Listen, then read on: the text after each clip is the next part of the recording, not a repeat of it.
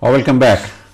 Shahneela, as somebody who is involved in the sports industry in general, how do you see that British Asians, despite the fact that they make some 8% of the population, UK population, they are not very well represented in sports and particularly in football and the 4 leagues? Well, first of all, I'm Asian. I'm a woman. Yep. I'm a football agent. Yes, People who I work with don't look at my skin colour. Right. They don't look at my religion. They look to see whether or not I can do the job. So the perception the Asian community here as a whole have, just because we're Asian, we're not being given the chance to play, isn't true. Because what you have to remember, there are Asian footballers in the English Premier League together with other lower clubs. I'll give you an example. Mohamed Salah. He's Muslim. He's Asian. He's Asian. He's from Turkey. He plays for Liverpool. It's his talent is what the managers, scouts look out for, not your skin colour. If you shine, you get recognised, you get picked. And I know a lot of our Asians from... Is it that easy? It's not. You play well, you get recognized, you are picked. No, it's not that easy. What you have to remember is the parents have to give the support as well, because the talent starts at a young age, taking the young boy or young girl training every day, every weekend mainly. How many of the Asian parents can put their hand on their heart and say that's what they do? I've been to some weekend games where I've actually seen the mothers bring in the children, the young kids, to play football, but the father's nowhere to be seen. Yeah. That's where the scouts actually find the young talent. That's where they will get the guidance and support. But if the parents are not taking the child to these training sessions, how are they going to enhance their career? But they've got to spot the talent very early in their age, isn't it? Normally the teachers help as well. PE teachers, they'll encourage the parents, and then obviously if they get selected for a team, and then sometimes from the age of 16 to 18 the young players get their scholarship. That's when their scholarship is with a club. For 2 years they'll be with the club, who'll give them the education plus the training, and then if there is in fact any potential, then they'll move on to the next stage. But it's also the scouts who actually have an eye out for young players of the future. So you know, on a weekend you might see some people standing on the sideline. Those are scouts seeing if there's a particular child which shines. Bright child, yes. And if they do, what we would do, we would point that child out or refer the child once we've spoken to the parents, because you can't do anything without the consent of the parents, especially if they're minor. Then you would refer them to a club, then the club can ask them to come and do a trial, and that's when the training would start from. That's how the process works of a scout as well as an agent. Do scouts work for you or the club? It's different, because scouts obviously, scouts work within a circle, and then it's who you know within the club would be your next stage. That's how the link is between the club, the scout, and the agent, and the player, and the parents. The scout are actually the middle person who actually do the introduction, or like a referral. So you can't work into this in this industry on your own. You have to work with other people who you can trust. But where does the agent come in then? The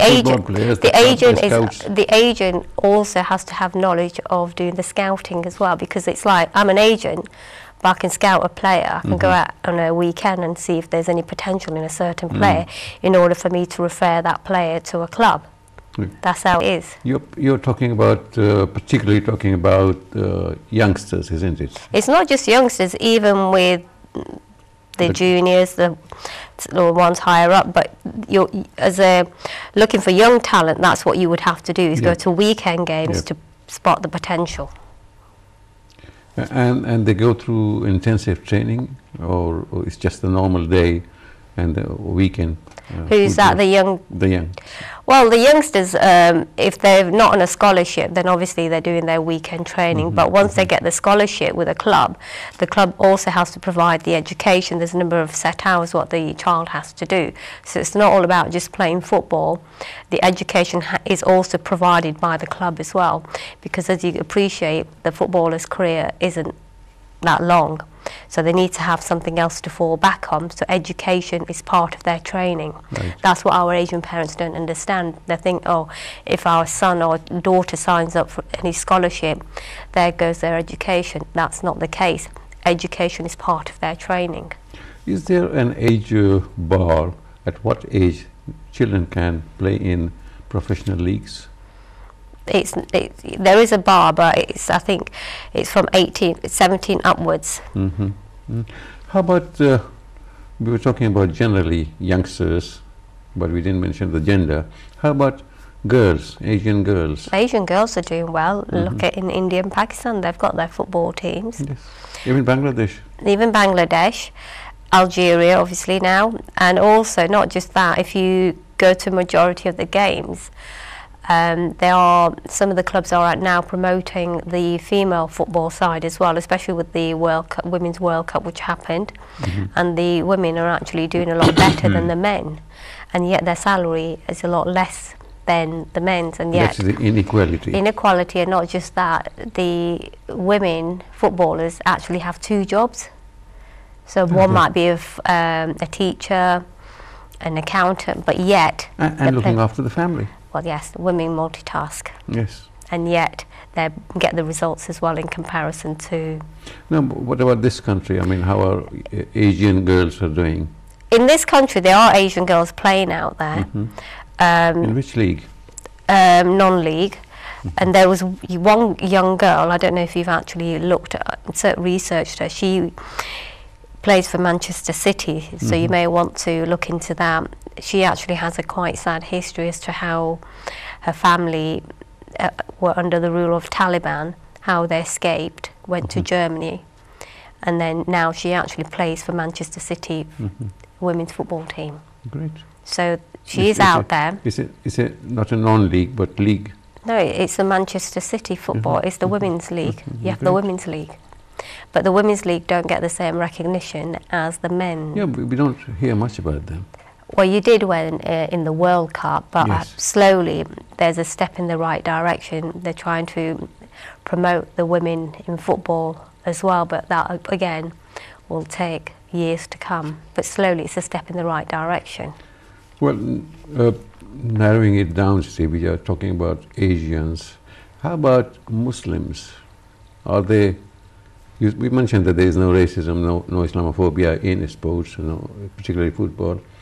But there is. I sometimes read, I sometimes listen to television, and there's the football players, famous football players, complaining about it. But let's ignore them because this is part of life. How about Muslim girls doing in this field? How are they doing? Well, there are. I think I went to one event in Manchester, but I can't remember the name of the women. They was trying to promote football for the young Asian girls. There was another girl, she's called Almera, who was actually from Pakistan. She was playing for one of the teams up near Leicester. So there are young girls out there who do actually want to play football, but again, it's going to take time. Because obviously some of them are from Pakistan, and then trying to come and play here in the women's team.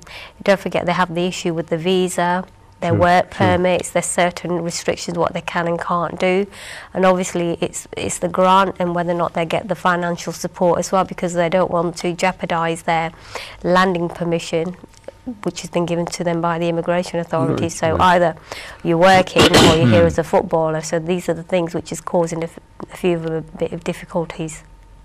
Well, for normal persons, there are so many restrictions. Yes.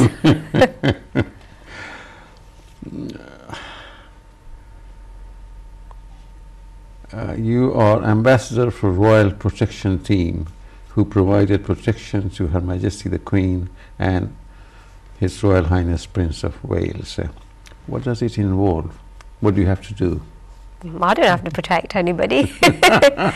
Again, it's just the recognition is what I've been given, especially footballers and the managers. They also need protection because they are public figures as well. It's just looking after their safety, and that's what this service provides for them. So what do you call them? Call you ambassador? Well, it's just one of those terms, though.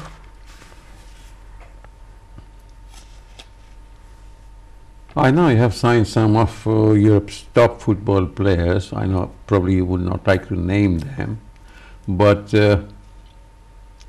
do we have some Muslims among them?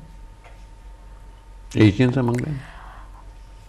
There's one Asian young lad, but I think he obviously, because he didn't get to the level he wanted to, he's playing for a lower league now at the moment. He's a young lad, but at the moment most of them are European who are actually on my books, but I've spoken to a few parents, giving them the guidance and support, because some of their children are under the age of 16, so you can't sign somebody who's under the age of 16, but what we do is give them the guidance and support, and if there is potential then we'll take them on to the next stage, but at this moment in time it's early days.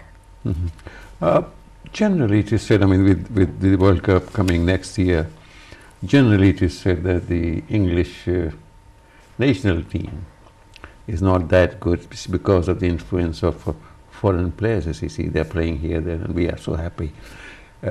What is your opinion? I mean, we can talk about it later in detail, but what is your opinion in short?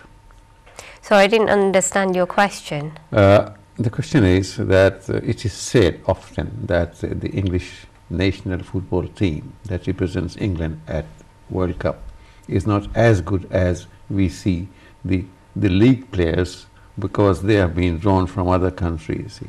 So that level is very high, you see. But when it comes to England playing against another country, that level is not there, missing. Well, what you have to remember, it's correct to say that a lot of the players who are in most of the leagues are non-UK residents, but then it's down to the homegrown talent. Is the club should be encouraging their youngsters to play more. Yeah. Some of the clubs now are concentrating more on their academies, and you can see some of the players now playing in the first team.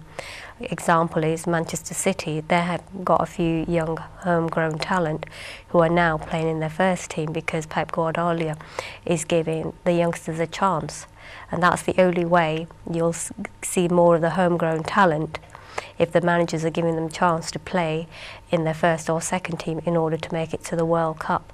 And yeah, but the managers are busy trying to win matches, bring in more money, because it's a business. Yeah, but now don't forget, it's the England manager who now has a view, so he's obviously going around seeing what players he wants to select for the World Cup. He has to go on a scouting grounds. Well, he watches the players play, and that's how he selected his team, and that's what Gareth's doing at the moment. But if we have only a few players in this team, few players in that team who are English, he doesn't have much of a choice. Well, they have to be English. They can't be from any other country, unfortunately. They have to train English players to play for the league, and then they can take a level up. But if you look at the youngsters, was it the under-17s, the under-18s and the under-21s, they've won the World Cup. So now all the pressure is on the adults.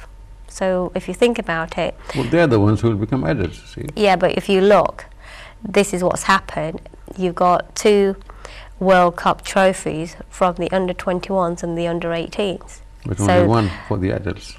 But that's for them, but now you can see that talent is coming through. Well, hopefully next year we'll see what happens in Russia. Inshallah. Okay then, thank you for being with us. We need to take a break, and we'll be back after this break very soon. Thank you.